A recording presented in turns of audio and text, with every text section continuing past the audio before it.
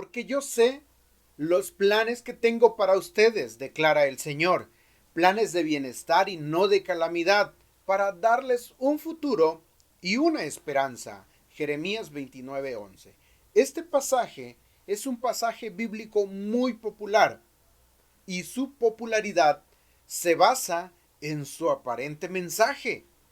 Dios tiene planes para prosperarnos. Si bien es cierto, Dios lo sabe todo, tiene un plan, el plan es bueno para nosotros, tenemos esperanza, pero ¿cuál es el problema entonces con este aparente mensaje?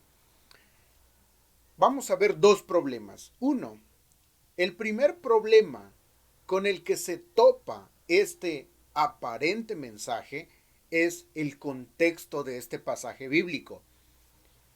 El libro de Jeremías fue escrito para la nación de Israel, en un momento en el que estaban en el camino al exilio y desesperanzados. A causa de su desobediencia e idolatría, Dios permitió que Babilonia no solo se apoderara de su tierra, sino que además los desterraran. Esto es muy significativo porque Dios de manera directa los había guiado hasta la tierra prometida, una tierra que les había prometido desde su padre Abraham. Así que para los israelitas que se les arrebatara su tierra era como si Dios les estuviera quitando lo que les había prometido. Naturalmente, puesto que la mayoría en Israel le había dado la espalda a Dios, empezaron a clamarle durante la opresión. Así que Dios hizo lo que solía hacer en situaciones como estas. Les envió una voz para que hablara en su nombre. Esto fue a través de un profeta, el profeta llamado Jeremías. Los profetas frecuentemente hablaron en el nombre de Dios y les recordaron a los israelitas de sus promesas y liberación. Sin embargo, el mensaje de Jeremías al principio no fue positivo. Él prometió juicio y exilio. Toda esta tierra sería desolación y horror, y estas naciones servirían 70 años al rey de Babilonia. Jeremías entonces promete en el nombre de Dios que ellos vivirían en el exilio en Babilonia durante 70 años. Pero él no solo transmite un mensaje de ruina y juicio, además les da instrucciones sobre cómo deberían vivir durante ese exilio. Y además les da esperanza para el futuro, para cuando retornen a la tierra prometida. De esto se trata Jeremías 29. Se les instruye a los israelitas a cuidar la ciudad, a ayudar a sus opresores, orar por ellos, huir del engaño y no escuchar a los falsos profetas que solo buscan su propio bienestar. Falsos profetas que hablarían mentiras en el nombre de Dios y harían promesas que Dios jamás había hecho.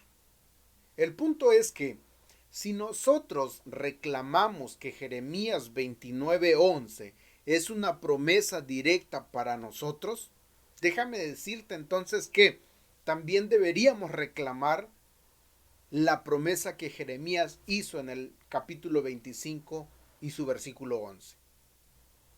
Nos gusta reclamar las promesas de prosperidad y bienestar, pero nadie reclamaría la promesa del exilio babilónico durante 70 años.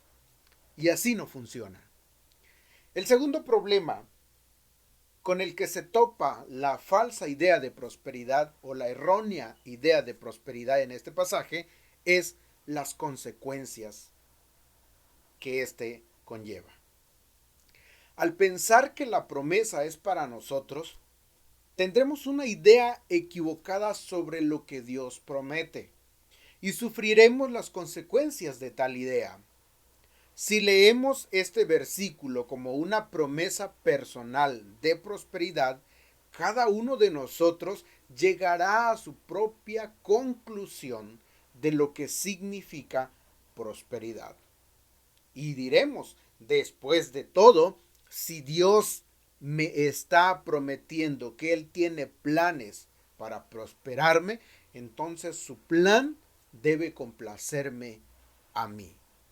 Y eso pensaría cada individuo en esta tierra. Pero el pasaje no dice eso. Tampoco para los israelitas fue así. Dios no le estaba prometiendo a cada uno que llegaría a ser rico o que estaría sano o que viviría una larga vida. Más bien, al ver el contexto como ya lo hicimos, nosotros sabemos realmente cuál es el plan de Dios. El plan de Dios de prosperarlos era traerlos de regreso a casa y ser restaurados como una nación. Esta promesa es una promesa nacional, no individual. Si no tenemos este entendimiento del pasaje, entonces quedamos expuestos a pensar que Dios comenzará a prosperarnos en cualquier aspecto de nuestras vidas que deseemos. Y cuando esto no suceda, o por lo menos no suceda de la manera que deseamos, sentiremos amargura en contra de Dios. Entonces, Jeremías 29:11 ¿no tiene nada para nosotros? Por supuesto que sí. Al escuchar planes de bienestar y no de calamidad, nuestra reacción no debe ser de rechazo. Este texto es parte de la palabra de Dios y fue escrito para nuestro beneficio. Debemos leerlo y aprender del carácter de Dios y de su plan redentor. Él es soberano, Él tiene el control de todas las cosas, Él juzgará el pecado, Él es misericordioso, Él cumple sus promesas y Él da esperanza futura a aquellos que escoge, aun cuando éstos no hayan guardado parte de su pacto. Si vemos este acontecimiento en el gran plan de la historia redentora de Dios, entonces este pasaje puede darnos esperanza de que Dios es bueno, confiable y poderoso para guardar sus promesas.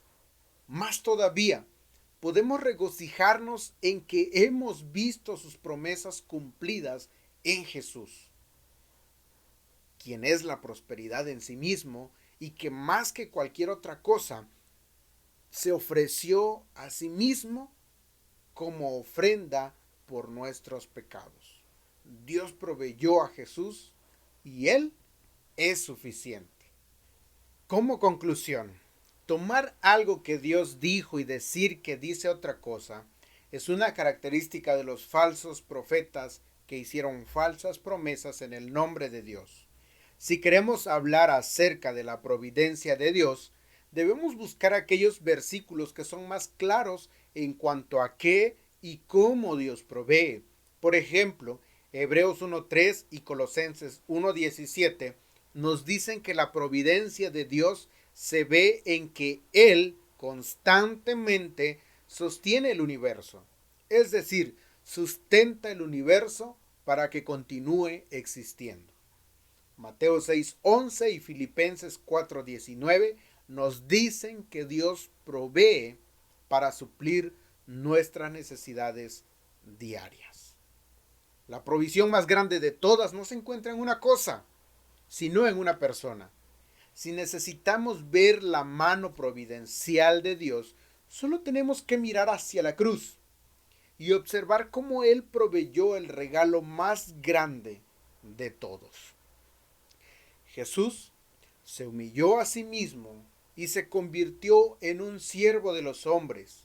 Vivió una vida perfecta, murió una muerte perfecta y venció la muerte a través de la resurrección.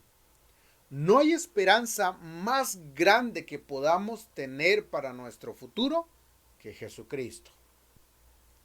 Dios te bendiga.